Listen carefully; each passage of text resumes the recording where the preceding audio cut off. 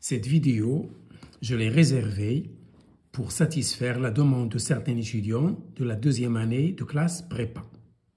Il s'agit d'une partie concernant la matière ferromagnétique, et plus précisément, c'est le cycle d'hystérésis.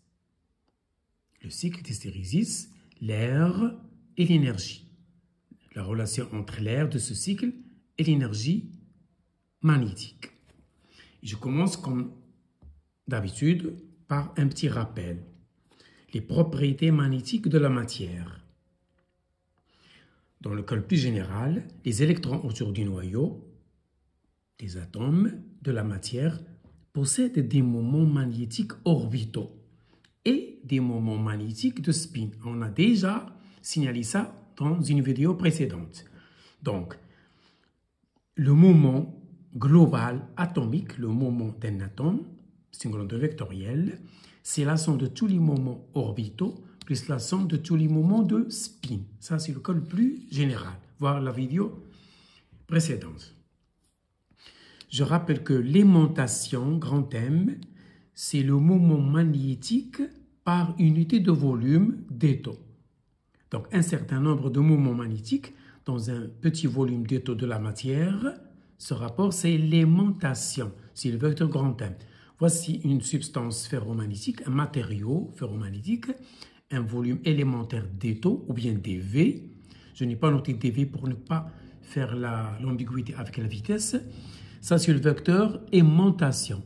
Donc, un petit moment ou un certain nombre de moments magnétiques dans un volume petit taux s'appelle l'aimantation. Ce sont des rappels. Donc, ici, il y a trois cas qui sont envisageables, trois cas qui sont possibles. Premier cas, le diamagnétisme. Que signifie le diamagnétisme? C'est-à-dire ce moment atomique global est nul. Comme c'est le cas chez l'eau, l'or, le mercure, Hg, le cuivre. Il y en a d'autres. Donc, si je mets ce matériau dans un champ magnétique nul ou une excitation, on dit B extérieure ou l'excitation H, alors il n'y a pas d'aimantation. Par contre, si je mets ce matériau diamagnétique dans un champ magnétique extérieur ou bien l'excitation H, il apparaît une aimantation. Je dis que la matière s'aimante et ce vecteur, il est antiparallèle au champ total magnétique. Qu'est-ce que c'est que le champ total? C'est l'excitation H ou bien le P extérieur plus le champ dû à l'aimantation. C'est un champ qui est induit, généré par le phénomène de l'aimantation. Donc, le P total, que je symbolise par PT, c'est le P extérieur, c'est-à-dire excitation, plus un champ dû à l'aimantation qui apparaît. Donc, lorsque je dis B total, c'est le P extérieur, c'est mu0 H, c'est le vecteur excitation, plus mu0 M qui apparaît. Deuxième type de matériau, un matériau paramagnétique, c'est le paramagnétisme, comme le sodium, l'aluminium, le magnésium, le tungstène. Ce sont les petits filaments qui se trouvent dans les lampes classiques. Dans ce type de matériau, dans ce type de substance, le moment total de l'atome est toujours différent de zéro. Donc, si le champ magnétique extérieur est nul, il n'y a pas toujours d'aimantation. Parce que l'agitation thermique contrarie les dipôles. L'agitation thermique, elle empêche les dipôles de prendre la direction de ce champ. Bien sûr, s'il est nul, c'est la température qui commande. Il n'y a pas de champ extérieur, il n'y a pas d'excitation, c'est la température qui règne. Donc, les moments dm sont orientés statistiquement de façon à ce que l'aimantation soit nulle. C'est ça la signification de cette phrase d'agitation thermique contrarie les dipôles. Elle empêche les dipôles de s'aligner dans une bonne direction. Donc, l'aimantation est nulle. Par contre, si je plonge le matériau dans un champ magnétique extérieur ou bien une excitation H, alors il apparaît une aimantation, mais attention, parallèle au champ total. Tout à l'heure, pour le dia, c'était antiparallèle. Ici, l'aimantation est parallèle, c'est-à-dire même direction et même sens, au champ total. Le champ total, c'est le champ extérieur plus le champ induit par l'aimantation. Dans les deux cas, dia et para, il y a proportionnalité entre l'excitation H et l'aimantation. Donc, mettez ça en tête. Apprenez cette formule par cœur. L'aimantation est égale à xi m fois H. Qu'est-ce que c'est xi m? Ça s'appelle la susceptibilité magnétique. Vous avez déjà étudié ça. Si elle est positive, le matériau est paramagnétique. Ça se mesure au laboratoire. Il y a des travaux pratiques qui visent à calculer xm pour un matériau quelconque. Si cette susceptibilité, par contre, est négative, alors le matériau est dia. Il est diamagnétique. Ça y est, je continue. Petit c, toujours je suis dans le rappel, je suis toujours dans le paragraphe 1. Le ferromagnétisme, c'est le matériau le plus important. C'est le matériau qui nous intéresse dans ce chapitre. Toujours le moment atomique total est toujours non nul, comme le fer, le nickel, le cobalt. Ce sont des matériaux dits ferromagnétiques. Pourquoi il y a toujours ce moment? Dans un matériau ferromagnétique, il y a un fort couplage entre les différents moments magnétiques. C'est comme si j'avais une infinité de petits aiguilles aimantées qui s'associent entre eux et prennent une certaine direction. Donc, il y a fort couplage entre ces moments magnétiques des atomes de la substance, ce qui maintient une orientation collective malgré l'agitation thermique. Ici, l'agitation thermique n'a pas beaucoup d'influence sur l'orientation des atomes, c'est-à-dire des moments magnétiques. Ce n'est pas le cas comme le paramagnétisme ou le dia. Ici, la température ne peut pas influencer l'orientation, la direction, l'alignement des moments magnétiques, c'est-à-dire des atomes.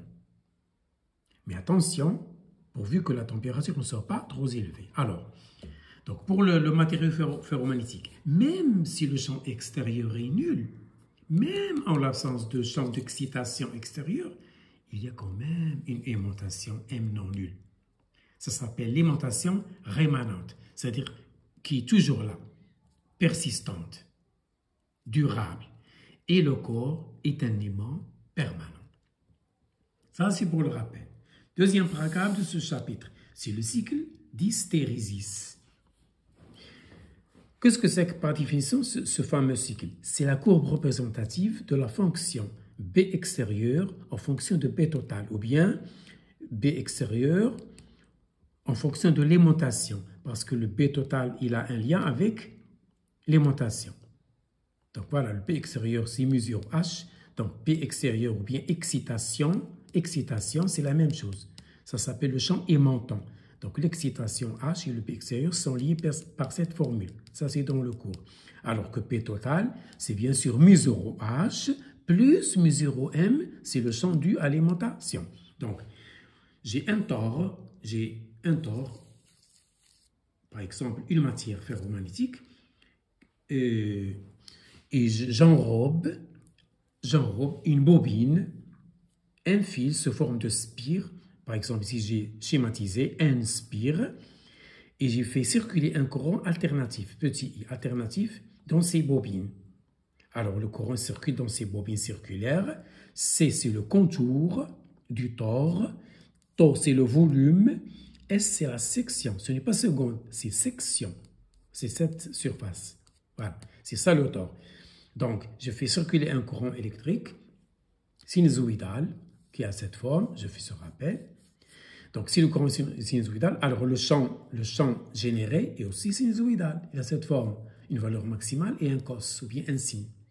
Le B total, bien sûr, il appartient à un intervalle borné de moins Bm max et plus Bm max. On va expliciter ça par la suite. Voilà. Donc, le courant I généré par un générateur alternatif, il va faire naître un B extérieur, un champ magnétique extérieur, donc une excitation H. Donc le courant entraîne un B extérieur, donc une excitation H. Voilà le courant, il est alternatif, il a une période T. Voilà le générateur alternatif, c'est-à-dire la prise. Il change dans le temps, bien sûr. Voilà. Donc, qui dit B dit H, parce que B extérieur égale 0H. Et voilà ce que l'on visualise sur l'écran d'un oscilloscope ou un oscillographe. Ce cycle. Ça y est? Donc, lorsque B extérieur est nul, ça veut dire le courant est nul. Donc, B extérieur, c'est-à-dire l'excitation H est nulle, il n'y a pas de courant. Je commence à faire passer le courant en agissant sur le générateur. Donc, j'obtiens cette petite courbe en Pensier. Ça s'appelle la courbe de première aimantation. Donc, de 0 à A, c'est-à-dire je suis arrivé là à I max. Voilà, le A max. Ensuite, le courant change, le courant varie. Ensuite, je passe, lorsque je coupe l'axe Y, c'est-à-dire B total, alors le courant est nul, c'est-à-dire je suis en ce point. Je suis en T sur 2. Tout ceci se visualise sur l'oscilloscope. Hein? Ne vous en faites pas. Ensuite, je continue à faire varier le courant sur une période. Voilà, j'obtiens D. C'est le deuxième max dans le sens contraire, c'est-à-dire celui-là, c'est moins I max. Ça y est? Je continue, le I égale 0, c'est-à-dire je suis là. Et ça continue parce que là, ça s'appelle une aimantation rémanente. Là, il y a une aimantation, malgré que le fait qu'il n'y a pas de courant, il y a une aimantation. Ce point, il a comme X égale à 0 et comme Y, une valeur de B total. Il en est de même ici. Donc, même si le courant est nul, de ce point, il y a un Y, c'est-à-dire il y a une aimantation, etc. Donc, ce cycle, il correspond à la période.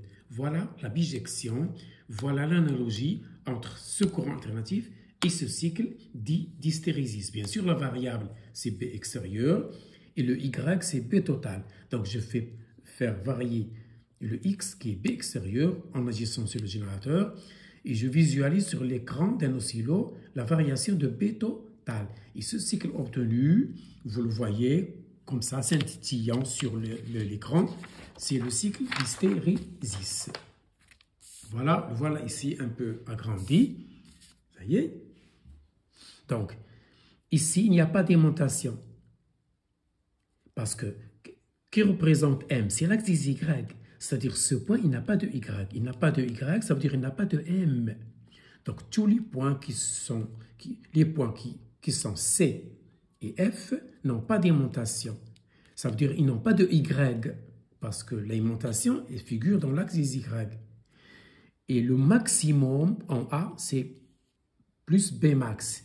Ici, c'est plus B max, et là, c'est moins B max.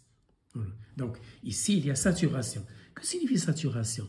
C'est-à-dire tous les atomes, tous les dipôles magnétiques microscopiques s'alignent dans la même direction. Il en est ici de même.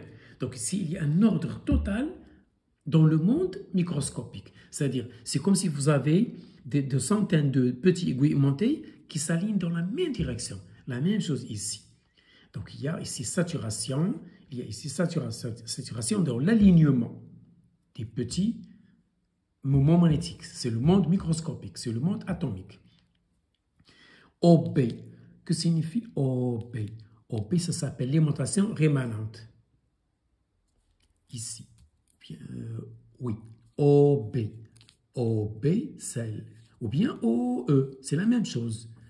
Dans le sens positif, dans l'autre sens, parce qu'on a un courant alternatif, il a deux sens.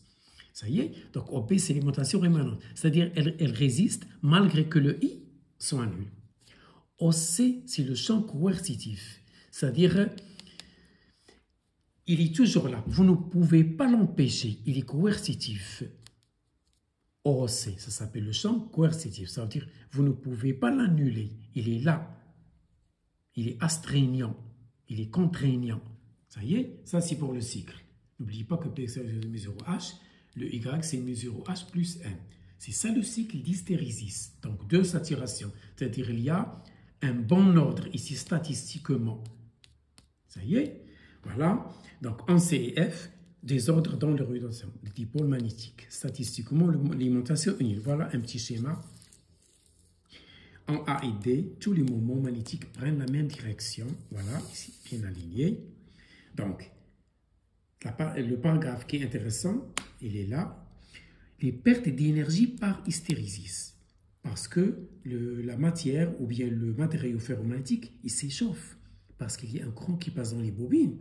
Il y a des lignes de champ qui traversent le matériau. Il y a un flux magnétique qui passe dans le noyau des spires. Le noyau, c'est comme le noyau d'un transformateur.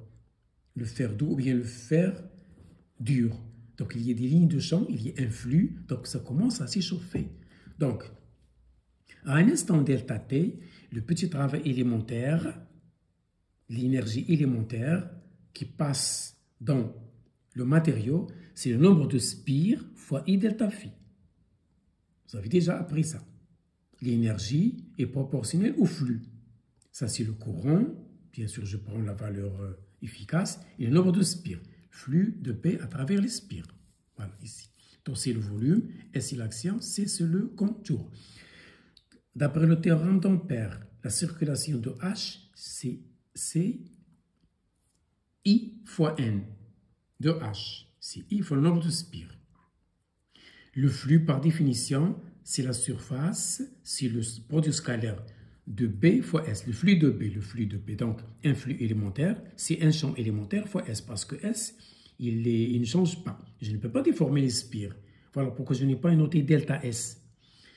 Voilà, je remplace IN par cette intégrale, et je remplace le flux par ceci dans la première formule, et j'obtiens ça.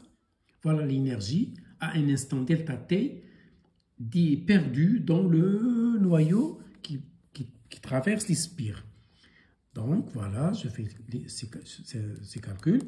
Dτ, c'est le volume élémentaire, c'est la surface fois la hauteur. La surface fois la hauteur, c'est un volume. Donc, c'est dτ.